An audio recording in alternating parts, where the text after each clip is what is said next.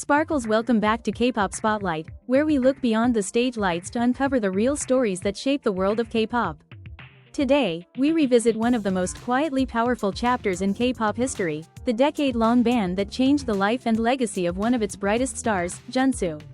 To many fans, Junsu wasn't just another idol. He was the voice of a generation, a performer whose emotion could fill stadiums and silence the crowd with a single note. From his early debut days, his stage presence was undeniable, powerful vocals, raw energy, and a sincerity that made every performance feel real. But fame in K-pop is never just about talent. It's also about contracts, power, and who controls the narrative. When Junsu, along with two other members, decided to step away from his original agency, a storm began, one that would last a decade. After the legal dispute, Junsu suddenly vanished from television. He wasn't blacklisted on paper, but the result was the same: no music shows, no variety appearances, no interviews. He continued releasing music, but his songs weren't played on major radio stations, and his face was missing from broadcasts. For a singer whose gift was performing live, being banned from the stage was like being cut off from air. Still, he didn't stop.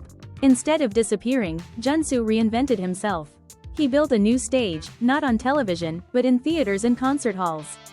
He turned to musicals, where his powerful voice found a new audience.